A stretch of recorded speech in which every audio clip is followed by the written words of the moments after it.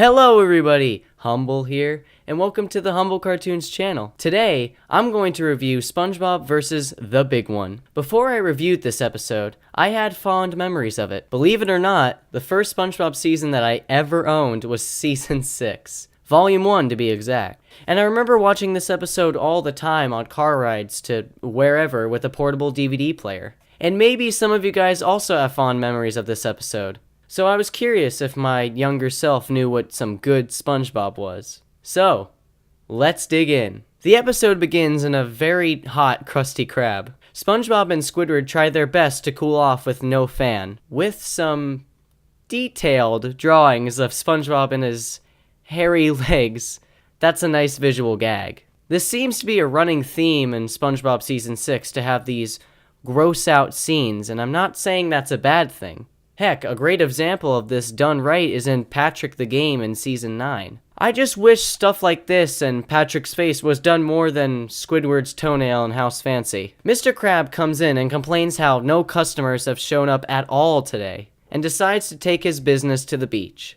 Actually, Mr. Krabs, nobody is there because you never paid your electric bill, and then you can't cook any food. If you don't have any Krabby Patties, then you can't have a Krusty Krab. Mr. Krabs, Squidward, and SpongeBob got out on a surfboard to sell Krabby Patties to the locals. They meet Sandy and Patrick out on the waves. But I don't really like how Patrick and Sandy just kind of pop into the plot without a motive. I could at least understand Sandy out surfing because she's into sports like that, but Patrick has no motive whatsoever. He just jumps out of the water at random. Meanwhile, Patrick jumps on the board, loses his balance, and crashes with Sandy, sending everyone to several locations. Mr. Krabs gets stuck in the middle of the Dutchman's Triangle, and Sandy wakes up on a deserted island. On a different island, SpongeBob, Patrick, and Squidward awake to some high school dropout locals. They introduce themselves as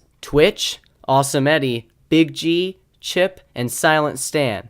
I don't know why, but I always had it bad except for Chip. Everyone else has something wrong with them. Twitch twitches, Silent Stan can't talk, and Big G is, well, he's Big G. But Chip and Awesome Eddie have it best, I guess. After realizing the gang is stuck on the island and have no way to get back home, Twitch tries to teach them how to surf. But SpongeBob and Patrick eat their surfboards and look at a picture of Squidward underwater instead. I definitely can see some Season 6 characteristics while watching. For one, I thought eating random things was Patrick's job. And both of them have this weird affection for Squidward. I get this doesn't happen only in Season 6, but it is home to boating buddies, and well, that's basically SpongeBob crushes on Squidward, the episode. After trying and trying to teach the gang, Big G reminds Twitch that there's one person left on the island who can possibly teach SpongeBob, and his name is JKL, or short for Jack Kahuna Laguna, played by Johnny Depp of all people. Twitch tells them to head down the river to see JKL, who lives in a hut near the ocean. Also, I loved Patrick's gem of a quote, "Will there be nachos there?" Will there be nachos there? Twitch exclaims that, quote unquote, you couldn't make us set foot in this river even if you paid us. But never in the episode is the river dangerous, so I don't understand why. The whole time, SpongeBob, Patrick, and Squidward are on the river, they're just sightseeing, and the worst that ever happens is they fall down a waterfall. I originally thought that they were afraid of JKL, but near the end of the episode, they're all seen together, and so I have no clue. After enjoying the views, SpongeBob stops to tie a shoe and stumbles upon where JKL was last seen. There seems to be a lot of times in this episode where random things can move the plot forward, like before, when Patrick randomly showed up. But I don't mind it this time in this case, because it's a little bit more interesting than just showing up at the site where JKL is. And I like when the writers use jokes like this to instead make the story less bland than just to move the plot forward. SpongeBob then comes up to the hut where JKL lives and asks to learn from him and witness the beauty of JKL. It's him! Oh my child. Whenever someone asks me to recall this episode, my mind immediately goes to this. This is the kind of humor that I love from SpongeBob so much. The timing of waiting to see JKL and the reveal of this huge surfboard is just hilarious. Just as a quick side note, JKL doesn't actually say much in this episode, and I don't know why, because they had an actor like Johnny Depp.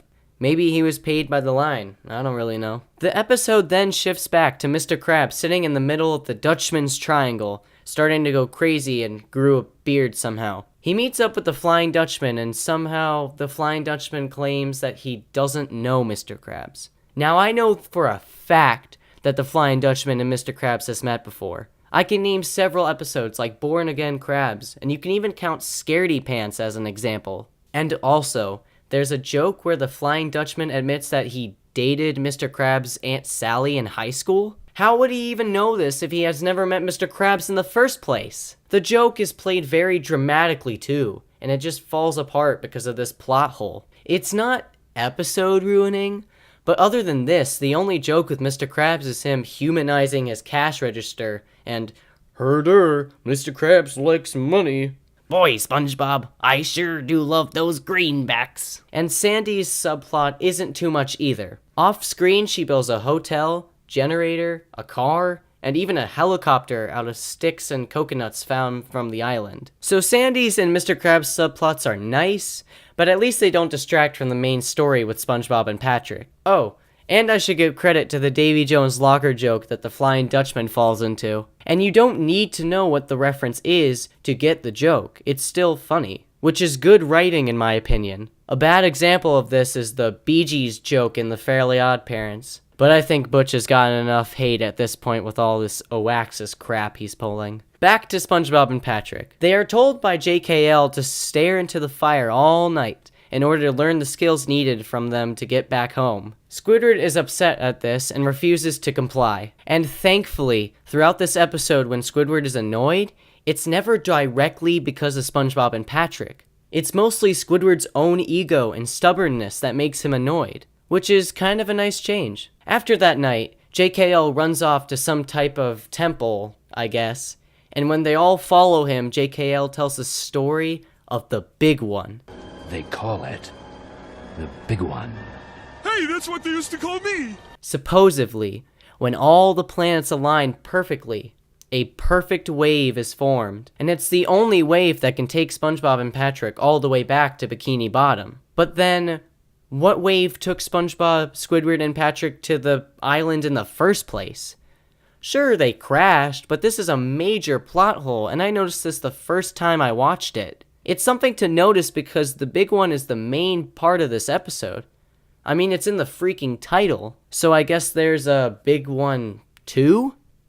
And later, JKL tells them that in return for its awesomeness, the Big One demands a sacrifice, and one of them will not return to Bikini Bottom. I don't understand why this was thrown in there to create suspense. I mean, the wave is huge. I think that's enough danger already. There doesn't need to be another thing to add to the danger. And I don't have a problem with the wave being humanized and all that. Honestly, I think it's pretty cool. So SpongeBob, Patrick, and Squidward all swim out to catch the Big One and ride it all the way home in a pretty intense scene. They see Mr. Krabs and call out for him to hop on board, but he doesn't listen and falls in the wave. But my boy, JKL is back and saves Mr. Krabs and his cash register and dives into the huge wave. I totally believe seeing JKL would go after this wave after being a huge surf rat that he is. SpongeBob rides the wave all the way back to Goo Lagoon and meets Sandy there, who crashed her helicopter in the storm caused by the Flying Dutchman. Everybody celebrates SpongeBob's return, and for some reason, Twitch and the gang are there. They were never on the wave with SpongeBob, and you know what? Whatever. This episode really likes to pull things out of thin air at random.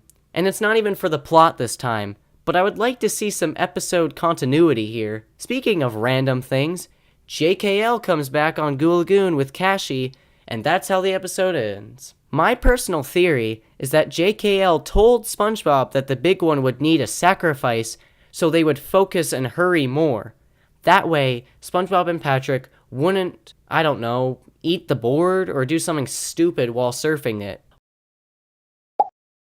Overall, I like this episode, but the randomness, whether it be for the plot or for no reason at all, really, and all the plot holes, it just knocks this episode down one pedestal at a time. But everything else, like the jokes with JKL's board and Davy Jones' locker, are super memorable. And there are some jokes that I haven't even mentioned in this video that I don't want to spoil. And I just love the general setting and tone of this episode. The totally radical style and the tropical setting is nice to watch. I also think SpongeBob having a surfing episode totally fits with the show. To give this episode a rating, if I was only considering for season 6, then I would put this at the top 3 to watch.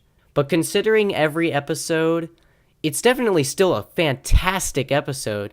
But I'd rather watch something from season 2 or 3 before. And if you're looking for just a chill SpongeBob episode to watch about surfing, then I'd recommend this one. Thank you all for watching, and if you want to have a discussion about SpongeBob or suggest a review, leave it in the comments below.